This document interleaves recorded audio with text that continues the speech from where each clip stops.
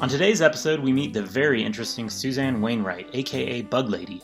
She is a very busy consultant and public speaker on beneficial insects and is a leading horticultural entomologist. She is so interesting, and we had quite a long chat starting with a discussion about conservation of native beneficials on small farms, soil nutrition and its effect on pests, the best method of managing pests on a small farm operation, and how to best identify insect problems or learn more about your insects. This is the first episode with Suzanne, and the rest of our interview will be available next in Part B. You know that most of my people are small farmers, market farmers, but they're mostly focused on organic methods. They don't want to introduce insecticides or herbicides. You're literally like the expert on beneficial insects. Yeah, okay, yes.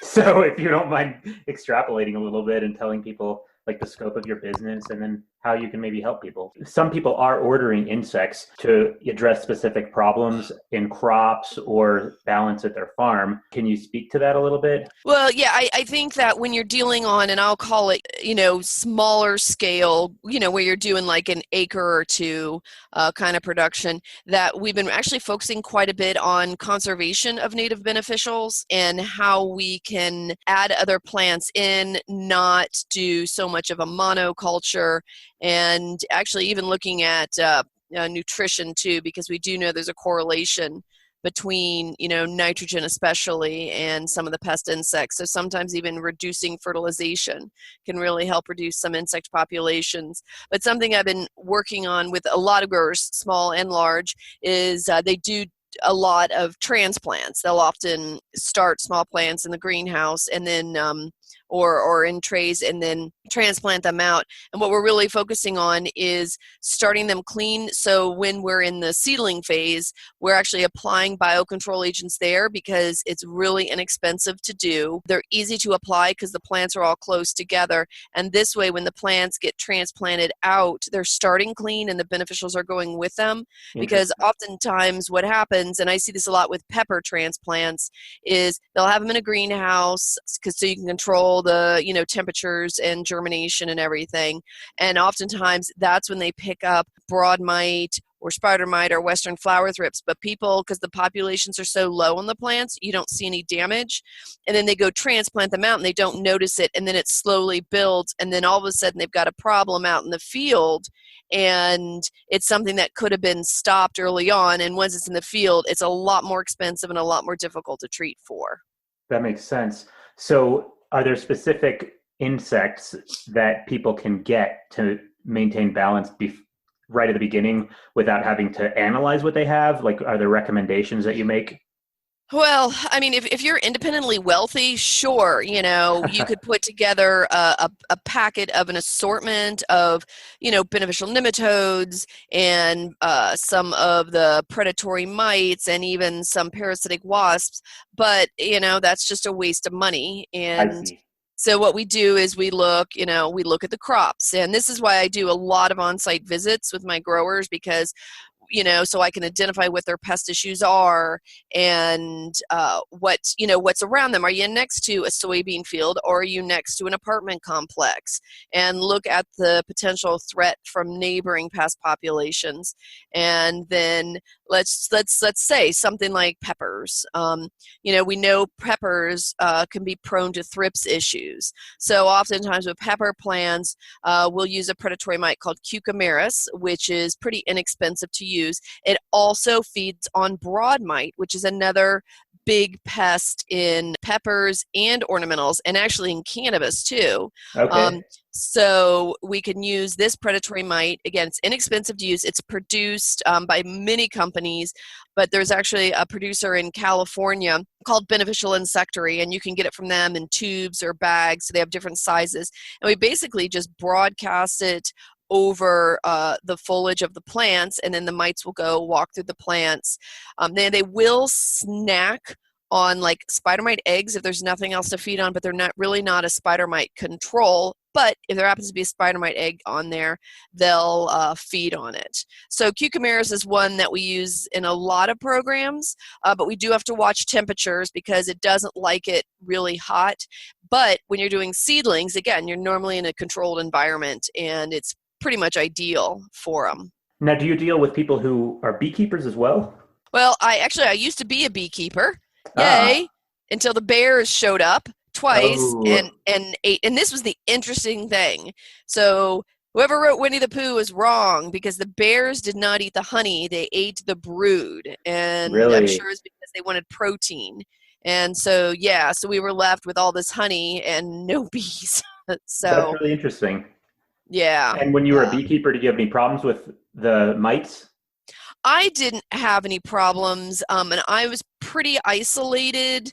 I was lucky to get healthy bees to begin with, and so I did not have any issues. One year, because we are really cold where we are, we did have some overwintering, but overwintering loss, but it's actually due to starvation. Mm-hmm. Um, not because of varroa mites or there's other pathogens and other issues going on, and we didn't deal with hive beetle. Yeah, in fact, my cousins who are alpaca farmers, they have all our bee equipment now because we didn't want to have to deal with putting up electric fences and all that stuff out here. One question I have about farmers who know that there's a bug problem, what are ways that they can figure out what problem they have? Well, first of all, I'm getting even more horrified by the internet by the day because of especially Facebook. Getting stuff identified on Facebook is one of the worst things possible because I see so much wrong, bad information.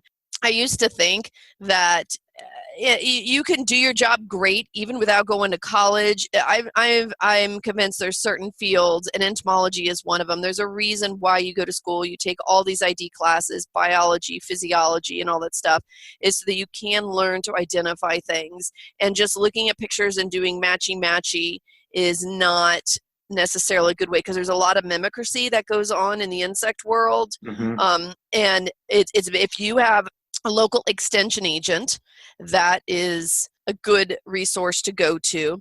The other thing is knowing somebody that knows. And there are actually, there's several university people, and even though they're not in your state, if you can get them a good photo, they can help you. And there are specialists in fields. It's just like with doctors. One, you do have general practitioners, but there's a lot of specialists out there. You got the baby doctor and the cancer doctor and the foot Yes. doctor and the skin doctor.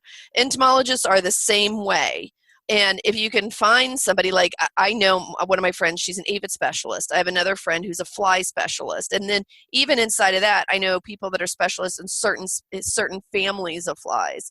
And if you can find those university people and get them decent pictures, then they could probably ID it for you because they people love, if you work in insects, you love your job.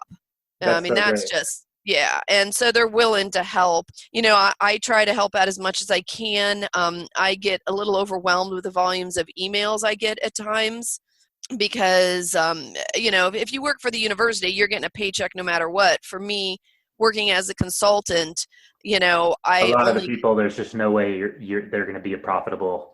Yeah. No, no, not at all. I mean, and I want to be able to help, but again, sometimes it can get overwhelming. But a good picture is really critical. And usually for photos, when you ask for help, where you are, like what county, what, state, what the plant is, that's really important. Also, get multiple images of the insect and the damage because, like, if with aphids, I need to see the space between the heads. I need to see its butt. I need to see its legs. And so even though, one shot may not be so artistic, but if you can focus on those different areas, and I really recommend anybody that needs to get an insect identified to buy themselves what's called a Dinolite, Okay.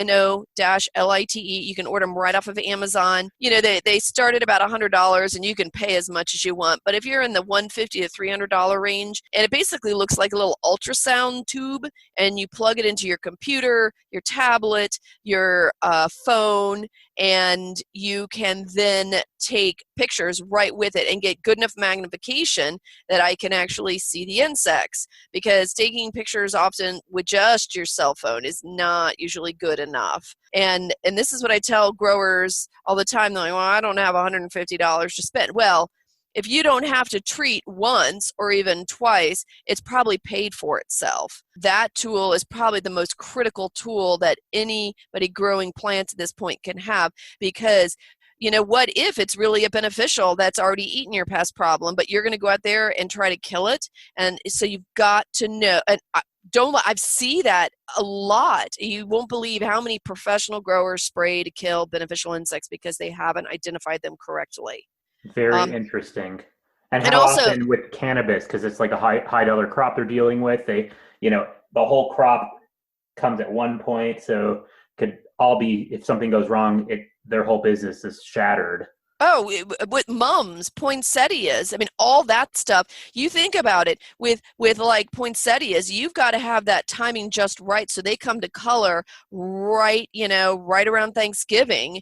And, with people doing all the flowers for Mother's Day, you've got to have them, a few days before Mother's Day just ready to pop in color. And if you have a problem and you lose that whole crop, you're in trouble. So that's why now so many commercial greenhouse operations, and I work with, several large ones, we're doing all these preventative releases and propagation so the plants start clean, and then we continue the program through. It used to be in like the 80s and 90s and even the early aughts, we would be like, okay, well, we'll just spray, and then when the bugs start coming on, then we'll try to release beneficials to clean it up. And it doesn't work that way. You have to start clean from the beginning. I mean, it's very interesting because it's very parallel to Europe and the United States, even the health system, because Europeans tend to be a little more proactive, and in the United States we're more reactive. We'll wait till we get a problem and then try to hammer it with chemicals and pills and try to fix it, instead of having a healthy diet and exercise and trying to head off problems. And so that's what we're trying to do now with the plants. Watch, the nutrient levels that go in, put out the beneficials early when, again, it's more economical, it's easier to do, and so that we don't ever get the damage on the plants. Subscribe to the Get in My Garden podcast on iTunes and leave positive reviews if you like the show. Stay tuned for Part B with Suzanne Wainwright coming up next.